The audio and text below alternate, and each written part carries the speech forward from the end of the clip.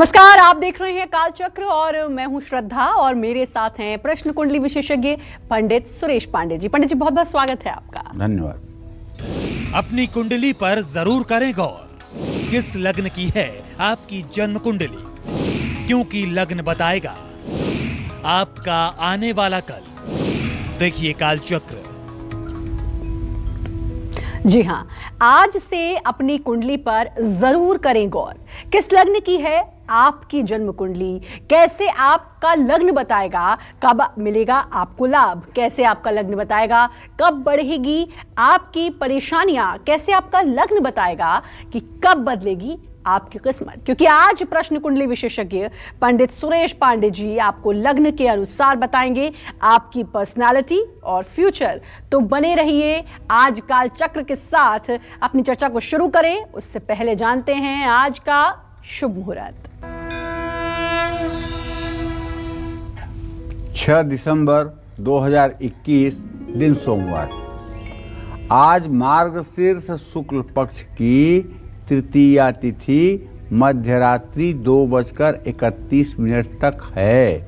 इसके बाद चतुर्थी तिथि शुरू होगी। पूर्वाषाढ़ नक्षत्र मध्यरात्रि 2:10 तक, इसके बाद उत्तराषाढ़ नक्षत्र शुरू होगा। गंड योग रात 8:06 तक, इसके बाद वृद्धि योग शुरू होगा। आज के कुछ अशुभ मुहूर्त भी हैं, जैसे राहु काल सुबह 7:30 बजे से 9 बजे तक, यमगंड काल सुबह 10:54 से दोपहर 12:12 तक और गुलिक काल दोपहर 1:30 से 2:48 तक है। इसमें नए कार्य का शुभारंभ और यात्रा का प्रस्थान नहीं करना चाहिए। जय मां विंध्यवासिनी जी। और अक्सर दर्शकों को राशि के अनुसार आप बताते हैं कि कैसा आज का दिन रहने वाला है, लेकिन आज हम लग्न की बात कर रहे हैं। तो कुंडली में लग्न का क्या महत्व है और लग्न से कैसे हम भविष्य को जान सकते हैं, फ्यूचर को जान सकते हैं, बताएं पंडित जी। कुदस्र दस्रा गुणबाण दस्रा वेदाब्धिरामा भुज वेद रामा सराब्धिरामा सर राम रामा क्रमोत्क्रमय मेघ तुलादि मानम। कहने का आशय ये है कि जो 12 राशियां हैं, जब ये लगभग 2 घंटे की हो जाती हैं, 24 घंटे में जब ये 12 व्यतीत होती हैं, तो ये लग्न बन जाती हैं। तो आज हम अपने दर्शकों को कुछ ज्योतिष सिखाने का प्रयास करेंगे और मुझे पूरा विश्वास है कि अगर आज आपने ज्योतिष सीखने का प्रयास किया तो कोई साधारण व्यक्ति आपको गुमराह नहीं कर पाएगा। बहुत सी ऐसी चीज़ें आपको बताऊंगा जो 100 में 100% सटीक होगी और प्रमाणिक होगी। तो आज हम क्या बात कर रहे हैं?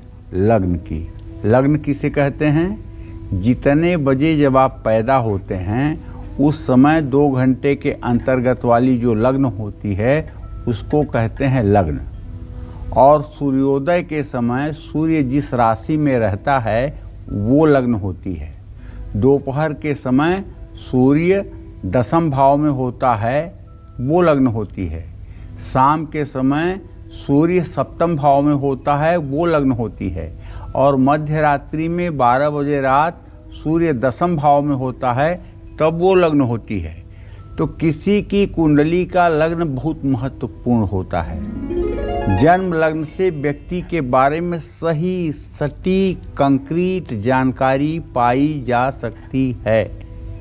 जन्म लग्न से भी जानकारी पाई जा सकती है कि कौन सा ग्रह कष्टकारक है या कौन सा ग्रह लाभदायक है। जन्म लग्न से ये भी पता लगाया जा सकता है कि कौन सा ग्रह मारक है और कौन सा ग्रह कारक है, कौन सा ग्रह कष्ट देने वाला है और कौन सा ग्रह सुख देने वाला है। ऐसे में व्यक्ति को आने वाले कष्टों से सचेत किया जा सकता है।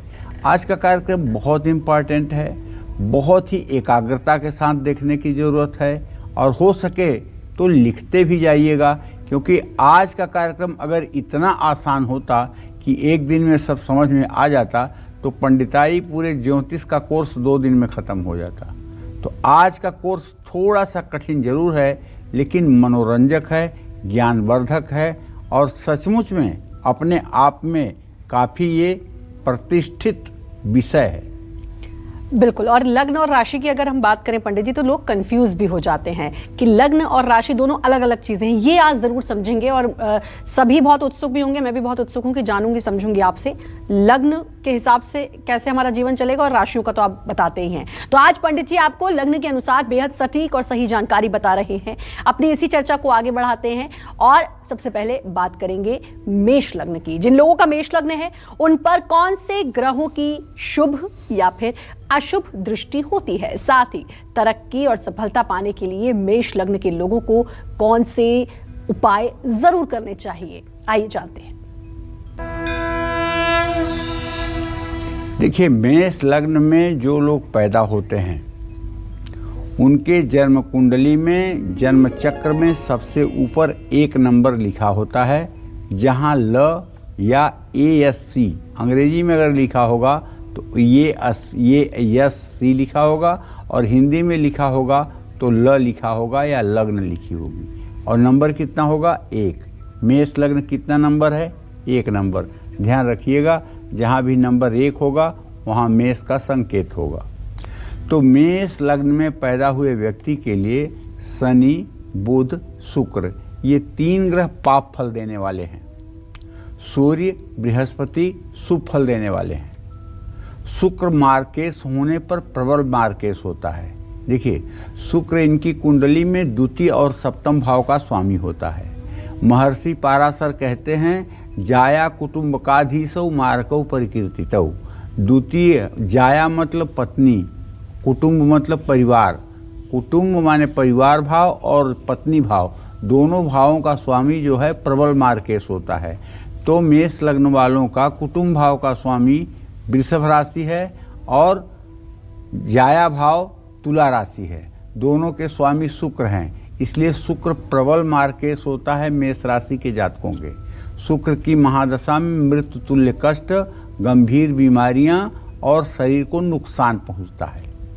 इन बुरे प्रभावों से बचने के लिए मेष लग्न के लोग मसूर की दाल और गुड़ गाय को खिलाएं, शुक्र की शांति कराएं, लाल चंदन का तिलक अपने माथे पर करें। एक बात बताना चाहूँगा, नवमेश और दशमेश की युति विशेष रूप से राजयोग कारक मानी जाती है। अगर 9वें और 10वें भाव का स्वामी किसी की कुंडली में एक साथ हो तो ऐसा व्यक्ति विशिष्ट रूप से राजा होता है। लेकिन मेष लग्न के साथ ही अपवाद है। मेष लग्न के 9वें घर का स्वामी बृहस्पति होता है, 10वें घर का स्वामी शनि होता है। 9वें और 10वें घर का स्वामी बृहस्पति और शनि यदि मेष लग्न के जातकों की कुंडली में एक साथ है तो ये बड़ा राजयोग नहीं देता है। ये अपवाद है ज्योतिष का। इसे महर्षि पाराशर ने जैसे मैं कह रहा हूँ ऐसे ही लिखा है, इसलिए आपको भी बता रहा हूँ। आप इसमें क्वेश्चन मत करिए कि क्यों नहीं हो सकता है। नहीं हो सकता है तो नहीं हो सकता है। क्यों नहीं हो सकता है? इसलिए कि शनि एकादश का भी स्वामी है और एकादश पापस्थान है। पापस्थान का स्वामी नवमेश के साथ होगा तो उतना अच्छा फल नहीं देगा जितना अच्छा फल देना चाहिए। हाँ, मेष राशि के जातकों को शुक्र के कारण दही, मिश्री और इत्र का दान अक्सर शुक्रवार के दिन जरूर करना चाहिए। जो लोग ऐसा करते हैं उनके जीवन में आने वाली दुर्घटनाएं बड़े आराम से व्यतीत हो जाती हैं, जीवन सुरक्षित रहता है। जय मां विंध्यवासिनी।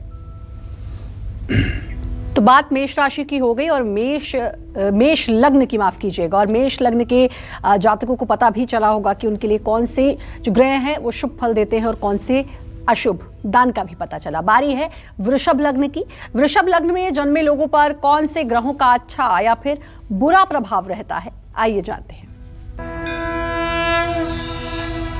वृषभ लग्न यानी आपकी जन्म कुंडली में जो सबसे ऊपर का अंक लिखा हुआ है वहाँ अगर 2 लिखा हुआ है तो आप वृषभ लग्न में पैदा हुए हैं। वहाँ अगर अंग्रेजी में ASC लिखा हुआ है तब भी आप 2 लिखा हुआ है तो आप वृषभ लग्न में पैदा हुए हैं। वृषभ लग्न में पैदा हुए व्यक्ति के लिए बृहस्पति, शुक्र, चंद्रमा ये तीनों ग्रह कष्टदायी होते हैं। सूर्य और शनि शुभ होते हैं और अनुकूल होते हैं। इस लग्न वाले को शनि राजयोग कारक और वृषभ अल्प शुभकारी होता है। गुरु, शुक्र, चंद्रमा और मंगल ये मारक होते हैं। वृषभ लग्न के लोग एक मुट्ठी चावल या माँ भगवती के मंदिर में चढ़ाए गए सफ़ेद कपड़े ज़्यादा से ज़्यादा पहने, हरी सब्जियां दान करें तो ठीक होगा। देखिए, जब वृषभ लग्न होगा तो एक मार्केश तो बुध बनेगा और दूसरा मार्केश मंगल बनेगा। तो मंगल की महादशा या बुध की महादशा जब होगी तो ऐसे आदमी को शारीरिक कष्ट जरूर मिलेगा, इसमें कोई दो राय नहीं है। और मेष लग्न वालों का शनि भाग्येश होगा, और जब शनि भाग्येश होगा तो बृहस्पति दशमेश होगा। तो वृषभ लग्न वालों के लिए शनि राजयोग कारक बनेगा, शनि कारक बनेगा। तो जिन वृषभ लग्न के जातकों का शनि अच्छा होगा तो उनको ऊंचाई पर जाने से कोई रोक नहीं सकता है। और वृषभ लग्न में अगर चंद्रमा हो जाए तब तो कुछ बात ही नहीं पूछना है। लेकिन ध्यान रखिएगा, लग्न में चंद्रमा सिर्फ वृषभ राशि और कर्क राशि का ही अच्छा होता है, बाकी किसी राशि में चंद्रमा हो वो अच्छा नहीं होता है। सूर्य सिर्फ सिंह राशि और मेष राशि में लग्न में अच्छा होता है, बाकी किसी राशि में हो जाए तो वो रोग कारक ही होता है। ये सब कुछ ऐसे विषय हैं जिसे दिमाग में पहले से सेट कर लेना चाहिए। जय मां विंध्यवासिनी। तो बाकी लग्न के बारे में जानेंगे, लेकिन संगीता रांची से हमारे साथ जुड़ गई हैं। संगीता, आप पंडित जी से सवाल पूछिए। प्रणाम पंडित जी। सुखी रहो। मैं संगीता बोली हूँ रांची से। मेरा नाम संगीता है। मेरा जन्म 7 नवंबर 1991 दिन बृहस्पतिवार शाम 7 बजे हुआ है। मेरी समस्या यही है कि मैं पंडित जी, मेरे एक आंख में बिल्कुल भी रोशनी नहीं है और मेरी सीरियस कंडीशन होने के प्रेगनेंसी में सीरियस कंडीशन। आपकी आवाज़ साफ नहीं आ रही है, क्षमा करिएगा। पहली बात आप आसानी से बोलिए, दूसरी बात जरा तेज आवाज में बोलिए। मेरा जन्म 7 नवंबर 1991 में हुआ है, दिन बृहस्पतिवार शाम 7 बजे जी। मेरी समस्या ये है पंडित जी कि मेरे एक आंख में बिल्कुल भी रोशनी नहीं है। और सेकेंड क्वेश्चन है कि मेरा प्रेगनेंसी में सीरियस कंडीशन होने के कारण मेरा यूट्रस भी निकल गया है, जिसकी वजह से मेरे ससुराल वाले बिल्कुल भी हमसे खुश नहीं है। मेरे पति से हमेशा लड़ाई झगड़ा होते रहता। वो बोलते हैं कि मैं दूसरा शादी कर लूंगा। और मेरा राशि क्या है और मेरा क्या नाम है, कौन से हफ्ता में कौन सा दिन फास्टिंग करे जिससे मेरी समस्या हल हो सके। देखिए, संगीता नाम से तो आपकी राशि बनती है कुंभ राशि, और आपके रोग भाव का स्वामी बनता है चंद्रमा, जो शुक्र के साथ है।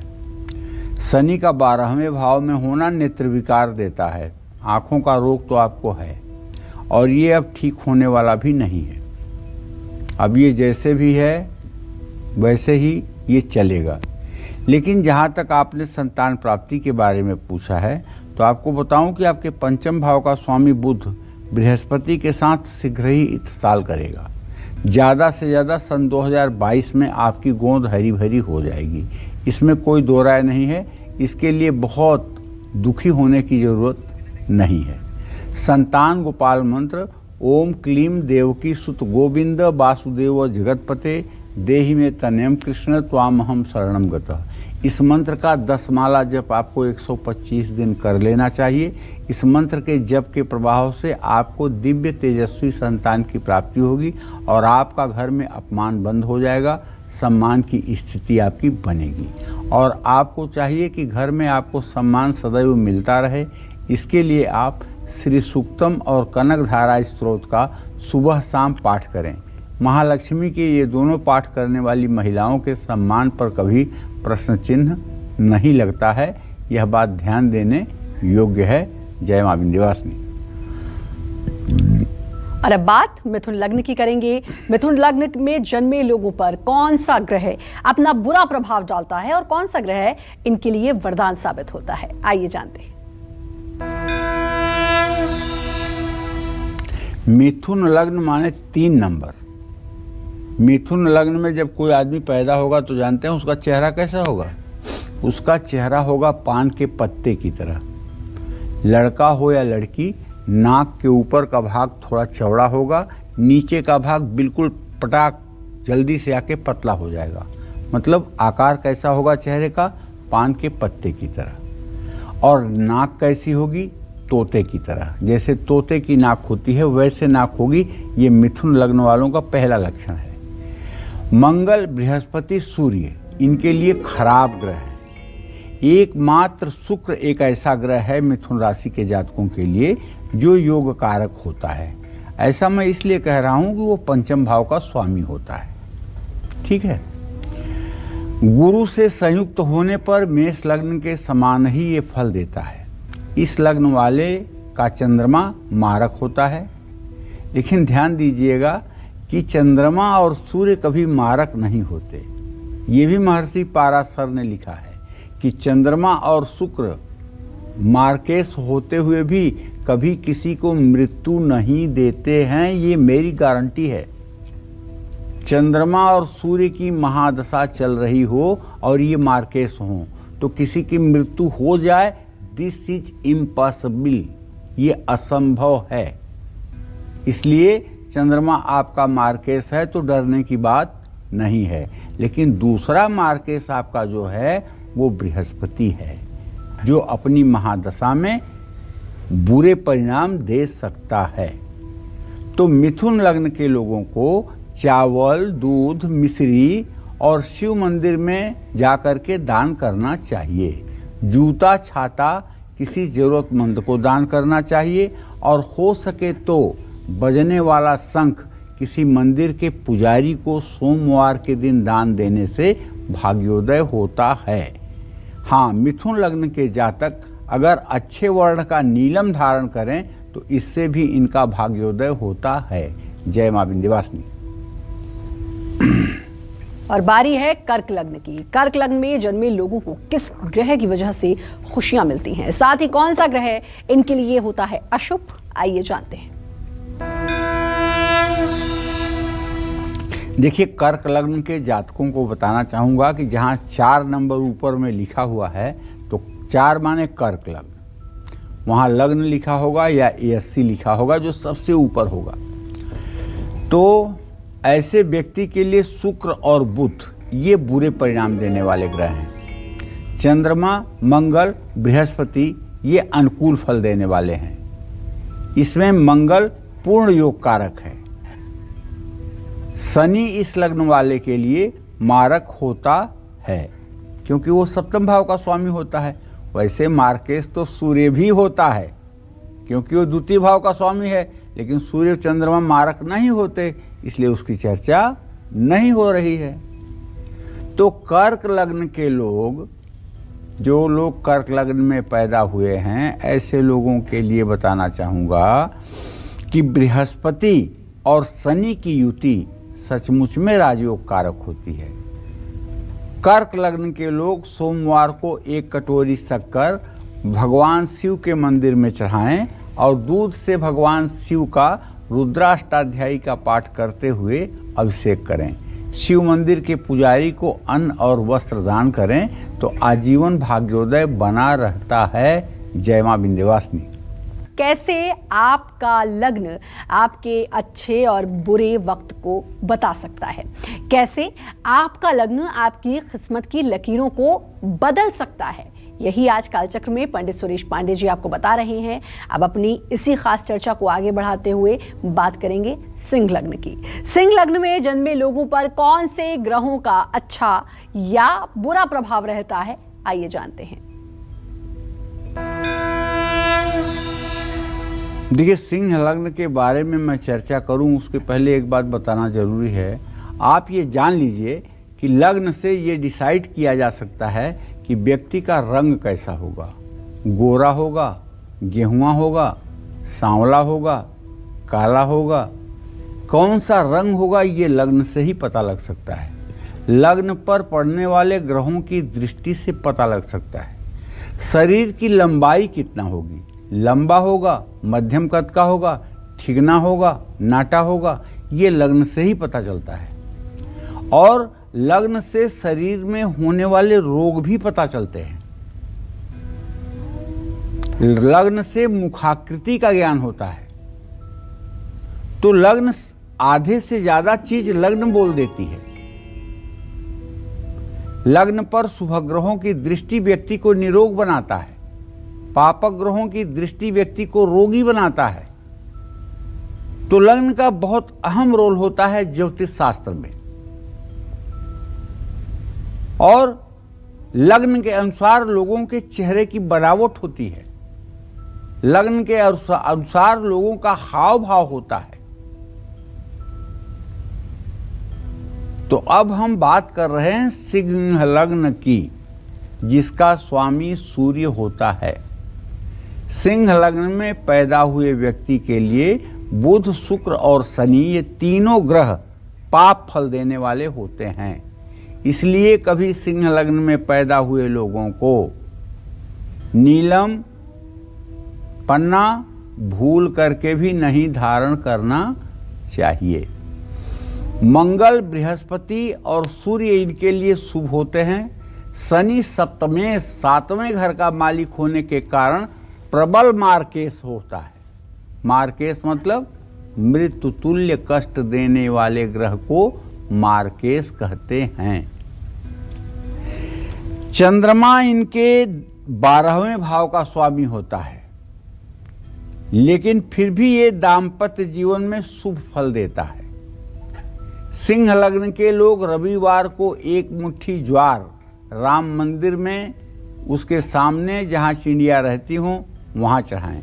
हरी सब्जियां मजदूरों को दान करें। किसी ज़रूरतमंद को कंबल दान करें। सिंह लग्न के लोगों के द्वितीय भाव का स्वामी बुध होता है और ये भी मारक होता है। तो सिंह लग्न में जन्मे लोग अगर बुध, शनि या केतु से संबंध बनाएगा तो चर्म रोग से भी पीड़ित होंगे।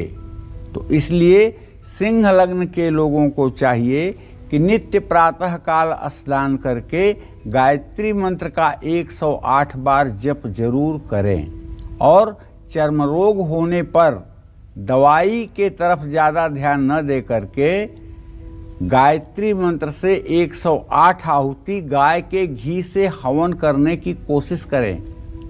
ये हवन 24 दिन होते ही आपको रोग मुक्त कर देगा। और सिंह लग्न में जन्मे हुए लोगों को रविवार को ब्रह्मचर्य का पालन करना चाहिए। सरसों का तेल रविवार को नहीं प्रयोग करना चाहिए और रविवार के दिन हो सके तो नमक भी नहीं खाना चाहिए। जय मां विंध्यवासिनी। तो बात हो गई सिंह लग्न की, बारी है कन्या लग्न की। कन्या लग्न में जन्मे लोगों पर कौन सा ग्रह कष्ट पहुंचाता है और कौन सा ग्रह है जो उनको फायदा पहुंचाता है। साथ ही इस लग्न में जन्मे लोगों को किन किन चीजों का दान करना चाहिए, आइए जानते हैं। कन्या लग्न का मतलब 6 नंबर। जहां लग्न लिखा हुआ है वहां अगर 6 नंबर है तो ऐसा जातक कन्या लग्न में पैदा हुआ है। कन्या लग्न के लोग मझोले कद के होते हैं। कन्या लग्न के लोगों का चेहरा जो होता है छोटा होता है। ये कम बोलते हैं, बैलेंस करके चलते हैं, गुस्सा कम करते हैं। मंगल, चंद्रमा, बृहस्पति इनके लिए हानिकारक होते हैं, कष्टकारक होते हैं। बुध और शुक्र ये दोनों ग्रह इनके लिए ठीक फल देते हैं, लेकिन इनका मार्केश शुक्र बनता है, लेकिन वो भाग्य भाव का स्वामी होने के कारण मारक फल नहीं देता है। इनका बृहस्पति प्रबल मार्केश होता है जो अपनी दशा महादशा में जरूर कष्ट देता है। और आप जान लीजिए कि कन्या लग्न में कोई भी व्यक्ति पैदा होगा तो वो चाहे लड़की हो चाहे लड़का, उसके जीवन साथी से उसकी बहस पूरे जिंदगी चलेगी। चाहे जितनी अच्छी कुंडली मिला लीजिए आप, चाहे 36 में 36 गुण मिला लीजिए, शादी करवा के देख लीजिए, अगर कन्या लग्न हुई तो पति पत्नी में आर्गुमेंट डेली होगा। एक भी दिन ऐसा नहीं होगा जिस दिन वो आपस में कुत्ते बिल्ली की तरह ना लड़े। इसलिए मैं कहता हूँ कन्या लग्न के जातकों का विवाह कभी भूल करके धनु और मीन लग्न के लोगों के साथ नहीं करना चाहिए। सूर्य दाम्पत्य जीवन के लिए लाभकारी है। कन्या लग्न के लिए फिटकिरी, हरा कपड़ा, बांस या 1 मुट्ठी साबूदाना गणेश मंदिर में चढ़ाएं। दही और मिश्री धर्म स्थान में दान करें। चने की दाल और पीला कपड़ा किसी जरूरतमंद को दान करने से भी लाभ मिलता है, क्योंकि सप्तमेश बृहस्पति जब शुभ होगा तो सब कुछ शुभ होना शुरू हो जाएगा। हाँ, कन्या लग्न के लोगों को एक बात और बताना चाहूँगा। कन्या लग्न के लोग बड़े संतोषी होते हैं, ये इनका एक दुर्गुण है। इनके अंदर एम्बिशन नहीं होता है, इनके अंदर महत्वाकांक्षा नहीं होता है। प्रायः ये लोग अपने बड़े भाई के ऊपर, प्रायः ये लोग अपने पिता के ऊपर, प्रायः ये लोग अपने घर के दूसरे सदस्यों के ऊपर डिपेंड रहना ज़्यादा अच्छा समझते हैं। इसलिए अगर आपकी भी कन्या लग्न है तो बहुत दूसरों के ऊपर डिपेंड होने की कोशिश मत करिए, बल्कि मैं तो कहूँगा ये कि 100 दिन तक सुंदरकांड का सायंकाल पाठ करिए और हनुमान जी की कृपा से आपके पुरुषार्थ का जागरण हो जाएगा और आप बिना किसी के सहयोग के अपनी आजीविका चला पाएंगे और समाज में सम्मान हासिल करेंगे। जय मां विंध्यवासिनी। और अब बारी है तुला लग्न वालों की। तुला लग्न में जन्मे लोगों पर किन ग्रहों की शुभ या अशुभ दृष्टि होती है, साथ ही इस लग्न में जन्मे लोगों को कौन सा उपाय और क्या दान करना चाहिए, आइए जानते हैं। तुला का मतलब होता है तराजू और तराजू का मतलब होता है बैलेंस। तुला का न्याय का भी प्रतीक तराजू है, तुला है। आपने कोर्ट में देखा होगा, एक महिला के आंख पे पट्टी बंधी होती है और वो हाथ में तराजू लेकर के ऐसे खड़ी होती है। तो तुला का मतलब ही होता है बैलेंस या तराजू। तुला लग्न में जो लोग पैदा होते हैं उनके लिए बृहस्पति, सूर्य और मंगल ये तीनों ग्रह हानि पहुंचाते हैं, नुकसान पहुंचाते हैं। शनि और बुध ये दोनों ग्रह इनके लिए बहुत अच्छे होते हैं। चंद्रमा और बुध ये राजयोग कारक होते हैं। मंगल इनके लिए मार्केश होता है और शुक्र इनके लिए समान फल देने वाला है। तुला लग्न के लोग अपने घर की बड़ी स्त्रियों के पैर छूकर आशीर्वाद लें। तुला लग्न के जातकों के बारे में जान लीजिए कि इनका चेहरा थोड़ा सा लंबा होता है, गाल हल्का सा पिचका होता है, आगे के दांत थोड़े से बड़े होते हैं। ये लोग कम बोलते हैं, स्वभाव से कंजूस होते हैं, पैसे के मामले में बड़े ही कृपण होते हैं, पैसा कमाने के मामले में दक्ष नहीं होते हैं, लेकिन पैसा बचाने के मामले में दक्ष होते हैं। दूसरों को उपदेश बहुत देते हैं, लेकिन खुद उस पर चलना इनके बस की बात नहीं होती है। तो मैं तो कहूँगा कि यदि आपका भी जन्म तुला लग्न में हुआ है तो ऋण मोचन मंगल स्तोत्र का 7 बार सुबह शाम पाठ आप जरूर करिए, जिससे आपकी आर्थिक स्थिति सुदृढ़ हो।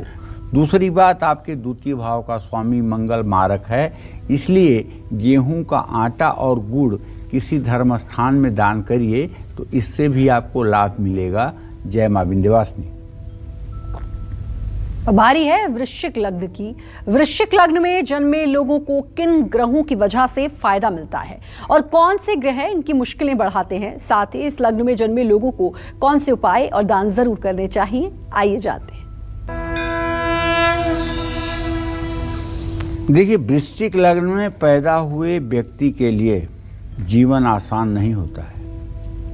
इनका जीवन संघर्षों की एक कहानी होती है, क्योंकि इनके लिए बृहस्पति और शुक्र दोनों प्रबल मारक होते हैं। मतलब बृहस्पति का बल चले तो वो जान से मार दे, शुक्र का बल चले तो वो जान से मार दे। और वृश्चिक लग्न में पैदा हुआ बालक जो होता है वो बचपन में ही मृत्यु से लड़ करके आगे निकलता है और पैदा होते ही पिता की तबीयत खराब होती है। तो वृश्चिक लग्न का बच्चा जो होता है उसके लिए शुक्र, बुध और शनि ये तीनों ग्रह हानिकारक होते हैं।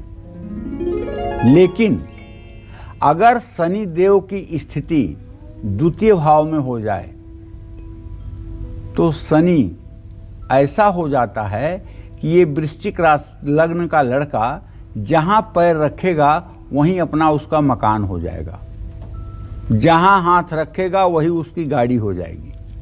मतलब वाहन और भवन के बारे में इतना अच्छा संयोग होता है कि ये व्यक्ति अगर कहीं तीर्थ में भी जाए तो वहाँ भी ये घर खरीद लेगा। बृहस्पति और चंद्रमा बहुत अनुकूल होते हैं और लाभकारी होते हैं। सूर्य चंद्रमा इनके लिए योग कारक होते हैं। और मैंने देखा है कि ऐसे ही लोग वृश्चिक लग्न में पैदा हुए जिनका सूर्य कर्क राशि में और चंद्रमा सिंह राशि में हो, ऐसे लोगों की कुंडलिनी जन्मजात जागृत होती है। ऐसे लोग बिना कुछ पढ़े लिखे भी जन्मजात भविष्यवक्ता होते हैं।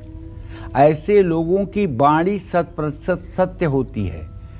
ऐसे लोग प्लानिंग नहीं करते हैं, बिना प्लानिंग के भी जो काम करते हैं उसमें 100% सफलता मिलती है। लेकिन शुक्र पापी और मारक होता है।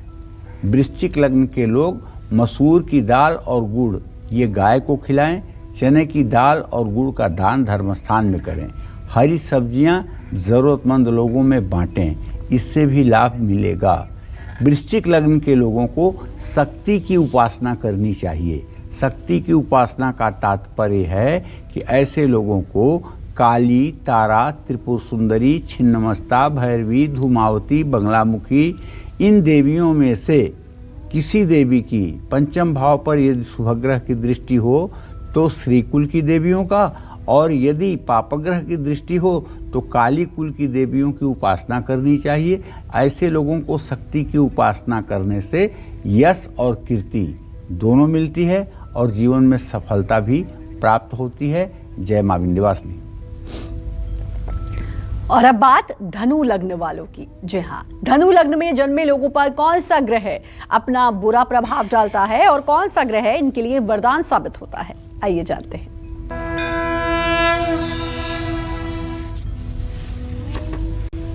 देखिए, धनु लग्न के जातकों को बताना चाहूँगा, धनु मतलब 9 नंबर। यदि आपके लग्न में 9 नंबर लिखा हुआ है तो आप धनु लग्न में पैदा हुए हैं। लग्न 30 डिग्री की होती है और 30 डिग्री के 10-10 डिग्री के 3 भाग अगर किए जाएं, 10-10 अंश के 3 भाग किए जाएं तो इसको ज्योतिष की भाषा में कहते हैं दृष्कांड। क्या कहते हैं भाई?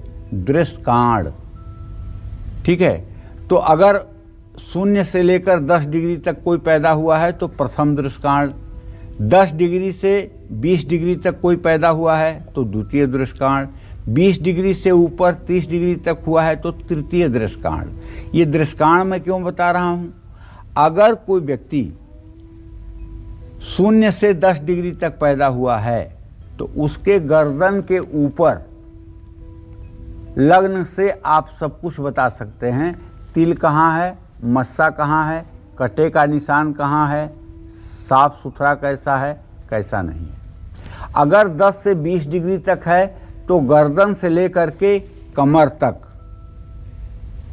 तिल के निशान कहाँ हैं, मस्सा कहाँ है, लक्षण कहाँ है, बीमारी कहाँ है, ये आप कुंडली से पकड़ सकते हैं। और अगर 20 डिग्री से 30 डिग्री के बीच में लग्न है तो कमर से लेकर के पैर के नाखून तक किस जगह पर लक्षण है, किस जगह पर घाव है, किस जगह पर चोट लगी है, किस जगह पर फ्रैक्चर है, किस जगह पर विकलांगता है, ये सारी बातें पता चलती हैं। इसको दृष्कांड कहते हैं। और दृष्कांड होता कैसे है? दृष्कांड होता है पहले 0 से 10 डिग्री तक पहला दृष्कांड, 10 से 20 डिग्री तक दूसरा दृष्कांड और 20 से 30 डिग्री तक तीसरा दृष्कांड। तो जब लग्न देखिएगा तो ये जरूर देखिएगा कि वहाँ लग्न का अंश कितना लिखा हुआ है। 1, 2, 3, 4, 5, 6 से लेके 30 तक कोई न कोई डिग्री जरूर लिखी होगी। और इस बात को समझिएगा तो ज्योतिष को समझने में और आपको आराम आएगा। धनु लग्न में पैदा हुए व्यक्ति के लिए शुक्र कष्टकारक है। मंगल और सूर्य ये दोनों शुभ फल देने वाले हैं। सूर्य और बुध ये योग कारक बनते हैं। शनि इनके लिए मारक है, इसमें कोई दो राय नहीं। गुरु सम और मारक प्रभाव वाला है। धनु लग्न के लोग गुरुवार को गाय को चने की दाल और गुड़ खिलाएं। देखिए, धनु लग्न में पैदा हुए लोगों के लिए जो मैंने कहा कि गुरु समान है, क्यों? अरे गुरु तो लग्नेश है, गुरु सुखेश है, तो इसको अच्छा होना चाहिए, लेकिन ये अच्छा होता नहीं है धनु लग्न वालों के लिए। पूछिए क्यों? तो ज्योतिष में महर्षि पाराशर कहते हैं कि शुभ ग्रह अगर केंद्रों के स्वामी हों तो शुभ फल देने में उदासीन हो जाते हैं, और पापग्रह अगर केंद्रों के स्वामी हों तो वो पाप फल नहीं देते हैं। बृहस्पति नैसर्गिक रूप से शुभ ग्रह है, इसलिए जब वो 2 केंद्रों का स्वामी लग्न और चतुर्थ भाव का स्वामी हो जाता है तो वो शुभ फल देने में उदासीन हो जाता है। ऐसे में बृहस्पति धनु लग्न के जातकों के लिए बहुत कुछ इवेंट नहीं दे सकता।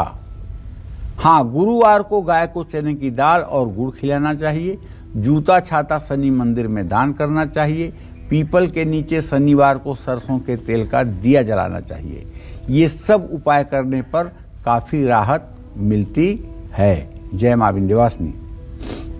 चलिए अब बिना वक्त गवाए बात करेंगे मकर लग्न की। इस लग्न में जन्मे लोगों पर कौन सा ग्रह मेहरबान होता है और कौन सा ग्रह इनके लिए संकट खड़े करता है, आइए जानते हैं। देखिए, अब हम बात कर रहे हैं मकर लग्न में पैदा हुए लोगों की। मकर लग्न, जिन लोगों की जन्म कुंडली में लग्न में 10 नंबर लिखा होता है, वो लोग मकर लग्न में पैदा हुए होते हैं। तो मकर लग्न में अगर कोई व्यक्ति पैदा होता है तो उसके लिए मंगल, बृहस्पति और चंद्रमा, ये तीनों ग्रह कभी अच्छा फल नहीं देते हैं, लेकिन बुध और शुक्र हर समय इनके लिए सकारात्मक फल देते हैं। शुक्र इनके लिए योग कारक भी होता है। सूर्य इनके लिए समान फल देने वाला और मंगल इनके लिए मार्केश है। इस लग्न में शनि खुद मारक नहीं होता है। आप कहोगे महाराज कैसे? द्वितीय भाव का स्वामी है तो मारक तो होगा, लेकिन नहीं। लग्न जैसे मजबूत स्थान का स्वामी होने के कारण द्वितीयेश का दोष समाप्त हो जाता है। ये बात ध्यान रखनी चाहिए। मकर लग्न के लोग हनुमान जी की उपासना करें, क्योंकि मकर लग्न के स्वामी शनिदेव हैं। मकर लग्न में पैदा हुए लोग भगवान शिव की आराधना करें तो उन्हें सिद्धि मिलती है। मकर लग्न के लोग दूध और जल से भगवान शिव का अभिषेक करें तो ऐसे लोगों का साम्राज्य बढ़ता है। मकर लग्न के वो लोग जिनकी लंबाई ज़्यादा है, जिनकी लंबाई 5 फीट 10 इंच से ज़्यादा है, ऐसे लोग पूरे जीवन संघर्ष करते मर जाते हैं, लेकिन जीवन को व्यवस्थित नहीं कर पाते हैं, क्योंकि शनि का कुछ ज़्यादा ही प्रभाव इनके ऊपर होता है। बड़े अच्छे योजनाकार होते हैं, बड़े अच्छे वक्ता होते हैं, बड़े अच्छे पिता के भक्त होते हैं, लेकिन भाग्य ऐसा होता है कि आर्थिक मामले में चाहे जितना प्रयास करते हैं, सफलता उसके अनुरूप नहीं मिलती है। तो ऐसे लोगों को हमारे ज़िंदगी का जो अनुभव है उस आधार पे बता रहा हूँ। ऐसे लोगों को 100 दिनों तक सूर्यास्त के बाद पंचमुखी हनुमान का चित्र लगाकर उनके सामने घी का दिया जलाकर उत्तर दिशा में मुंह करके सुंदर कांड के पाठ करने चाहिए, और ये पाठ 100 दिनों तक अनवरत करने चाहिए। पूरे जिंदगी का अभिशाप इससे मिट जाता है और भाग्योदय हो जाता है। जीवन जीने का आनंद सचमुच में आने लगता है। जय मां विंध्यवासिनी। तो आज पंडित जी लगातार बता रहे हैं राशि नहीं, लग्न के हिसाब से आपकी कुंडली क्या कहती है, आपका जो फ्यूचर है वो कैसा रहेगा, आपका नेचर कैसा होगा, और कौन से ग्रह आपके जीवन में शुभ या फिर अशुभ प्रभाव डालते हैं। लगातार आप समझ रहे हैं। और अब बारी है कुंभ लग्न की। जिन लोगों का लग्न कुंभ होता है उन पर कौन से ग्रहों की शुभ या फिर अशुभ दृष्टि होती है, साथ ही किस्मत चमकाने के लिए कुंभ लग्न के लोगों को कौन से वो उपाय हैं जिनको जरूर करना चाहिए, आइए जानते हैं। श्रद्धा, कुंभ लग्न की बात करूं उसके पहले कुछ ज्योतिष के बहुत अच्छे मर्मज्ञ लोग भी हमारे कार्यक्रम को देखते हैं।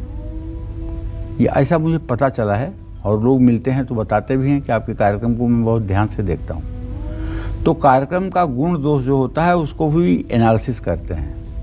मैं चाहता हूँ कि उन्हें ये बताऊँ कि आज तक तो आप जानते होंगे पंचांग देख करके कि कौन सी लग्न है।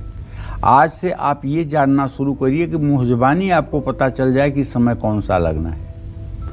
हमारे बचपन में पिताजी हमको सिखाया करते थे कि देखो, जब तुम्हारे पास पंचांग न हो और तुम्हें ये पता करना हो कि इस समय लग्न क्या है, तो एक वो फार्मूला बताते थे, सूर्योदयते गत घटी तामे आधा ले, सूर्य वृक्ष से गिनके तुरंत लगन कह दे। मतलब ये हिंदी में उन्होंने अपने ढंग से बनाया था। सूर्योदयते गत घटी, सूर्योदय से लेकर के जितनी घटी व्यतीत हुई है, तामे आधा ले, उसका आधा कर दो। जैसे इस समय सूर्योदय 6:47 पर अनुमानतः 7 बजे के आसपास दिल्ली में हो रहा है और इस समय घड़ी के हिसाब से अगर देखा जाए तो 10 बजने वाले हैं। तो कितने घंटे हो गए? 3 घंटे हो गए। 3 घंटे को 2.5 गुना अगर आप करिए तो 7.5 घटी हो गई। 7.5 घटी का आधा अगर आप करिए तो 3.25 घटी हो गई, मतलब चौथा नक्षत्र हो गया। तो सूर्य वृक्ष से सूर्य जिस नक्षत्र में हो, इस समय सूर्य ज्येष्ठा नक्षत्र में गोचर कर रहा है। तो ज्येष्ठा, पूर्वाषाढ़, ज्येष्ठा, मूल, पूर्वाषाढ़, उत्तराषाढ़, ये यहाँ तक उत्तराषाढ़ तक पहुँचेंगे और उत्तराषाढ़ पे पहुँचेंगे तो कौन सा नक्षत्र, कौन सी लग्न बनेगी? धनु लग्न बनेगी। इस समय क्या लग्न चल रही है? धनु लग्न चल रही है। मुहजबानी ये बात स्पष्ट हो जाती है। ये ज्योतिष प्रेमियों को बताने के लिए ये बात मैंने बताया है कि कहीं ज्ञान मेरे पास तक ही न सड़ जाए, इसको आगे बढ़ा दिया जाए। तो भाई कुंभ लग्न वाले, आप बहुत इंतजार कर रहे हैं, कोई बात नहीं। कुंभ लग्न का मतलब होता है कि आपके लिए बृहस्पति, चंद्रमा, मंगल ये शुभ फलदायी नहीं है। शुक्र और शनि आपके लिए शुभ फल देने वाले हैं और ये दोनों ग्रह आपके लिए राजयोग कारक है। सूर्य समय और मंगल सूर्य समान है आपके लिए और मंगल मारक है आपके लिए। ऐसे में अगर देखा जाए तो कुंभ लग्न के लोग काली उड़द, तिल का तेल, काला नमक शनि मंदिर में चढ़ाएं और हनुमान जी की विधि सम्मत उपासना करें। लोगों में मीठी बूंदी बांटें, भगवान शिव की दूध और जल से अभिषेक करें, किसी सोमवार को शिव मंदिर के पुजारी को भोजन कराएं। ये सब क्रिया करने से कुंभ लग्न के लोगों का जीवन अच्छा होता है। कुंभ लग्न के लोग वो होते हैं जिनकी लंबाई अच्छी होती है। कुंभ लग्न के लोग वो होते हैं जिनकी हड्डियां मोटी मोटी होती हैं। कुंभ लग्न के लोग वो होते हैं जिनका चेहरा बड़ा होता है। कुंभ लग्न के लोग वो होते हैं जो काम करने से कभी घबराते नहीं, जिन्हें कभी थकान नहीं लगती है। तो कुंभ लग्न के लोग सचमुच में विशिष्ट वैशिष्ट के होते हैं। और कुंभ लग्न का जातक अगर कोई राजनेता हो तो वो युग युगांतर तक याद भी किया जाता है। तो कहने का मतलब ये है कि कुंभ लग्न अपने आप में एक बहुत ही अच्छी लग्न भी है और इसका जो इम्पैक्ट है वो ये है कि शुक्र और शनि की अगर युति बन जाए तो जीवन धन्य हो जाता है, इसमें कोई संदेह नहीं है। जय मां विंध्यवासिनी। चलिए अब बात करते हैं मीन लग्न की। मीन लग्न में जन्मे लोगों पर किन ग्रहों की शुभ या फिर अशुभ दृष्टि होती है, साथ ही इस लग्न में जन्मे लोगों को कौन से उपाय और दान जरूर करने चाहिए, आइए जानते हैं। मीन लग्न में जो लोग पैदा होते हैं प्रायः इन लोगों का रंग साफ होता है। मीन लग्न में पैदा हुए लोगों का चेहरा आयताकार होता है, लेकिन इनके लिए शनि, शुक्र, सूर्य और बुध ये पाप फल देने वाले ग्रह हैं। मीन लग्न को ज्योतिष शास्त्र में 12 नंबर लिख करके संकेत किया जाता है। जहां 12 नंबर लिखा जाता है वहां मतलब होता है मीन लग्न या मीन राशि। मंगल शुभ फल देने वाला है। मंगल बृहस्पति इनके लिए योग कारक हैं। मंगल द्वितीय भाव का स्वामी होने के कारण मारक होते हुए भी मार्केश नहीं होता है। बुध और शनि मारक होते हैं। मीन लग्न के लोग गुरुवार का व्रत रखें और रात को चने की दाल से बनी ही कोई चीज़ खाएं। गुरुवार को गाय को चने की दाल और गुड़ खिलाएं।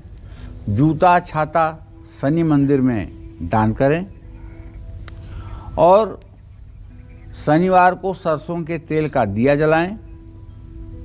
मीन लग्न के लोगों को चाहिए 10 साल से छोटी बच्चियों को नमकीन का सील पैकेट नमकीन का जरूर बांटें। इससे आपका भाग्योदय होगा।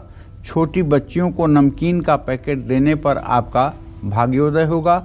गाय को हरी मूंग भिगोकर खिलाने पर भी आपके घर में अस्थाई लक्ष्मी का वास बनेगा। और यदि आप दुर्गा की उपासना करेंगे तो गंभीर बीमारियों से बचे रहेंगे। और यदि आपकी मीन लग्न है तो आपको मोती और पुखराज, मूंगा, ये सारी चीज़ें धारण कर लेनी चाहिए। इससे भी आजीवन आपको लाभ मिलेगा। लेकिन मीन लग्न के लोग जो होते हैं, इनकी एक खासियत होती है कि ये जब भी सफल हो जाते हैं तो बहुत आराम परस्त हो जाते हैं और इनकी आराम परस्ती इनके विकास को रोक देती है। इसलिए मैं मीन लग्न वालों से कहूँगा कि ये शरीर जो है कार्य क्षेत्र है। यहाँ रुकने का नाम न लीजिए। यहाँ बस जितनी कम से कम ज़रूरत हो राहत की उतना ही विश्राम कीजिए। बाकी यहाँ अगर आपको प्रूफ करना है अपने आप को तो आपको काम करना होगा। इसलिए नहीं कि धन जुटाने के लिए, इसलिए नहीं कि वैभव जुटाने के लिए, इसलिए कि आप अपने को प्रमाणित कर सकें कि आपका जीवन जो हुआ है उसका जो उद्देश्य है उसे आप पूर्ण कर पा रहे हैं। इसलिए आपको काम करना चाहिए। जय मां विंध्यवासिनी। बिल्कुल पंडित जी, और बहुत अच्छी जानकारी आपने दी। लग्नों के बारे में हमें पता चला कि हमारा कौन सा लग्न है और बड़े साधारण तरीके से नंबर के हिसाब से 1, 2, 3, 4 जिससे लोग समझ सके उनका लग्न कौन सा है, कौन से उपाय उनको करना चाहिए। अपना कीमती समय दिया उसके लिए आपका बहुत बहुत धन्यवाद। और हम उम्मीद करते हैं आपको आज का विषय बहुत पसंद आया होगा। कल फिर एक नए विषय और आपकी परेशानियों को दूर करने के लिए ढेरों उपाय लेकर आएंगे हम पंडित सुरेश पांडे जी के साथ। तब तक कालचक्र की पूरी टीम को दीजिए इजाजत। लेकिन देश दुनिया की खबरों के लिए आप देखते रहिए न्यूज़ 24।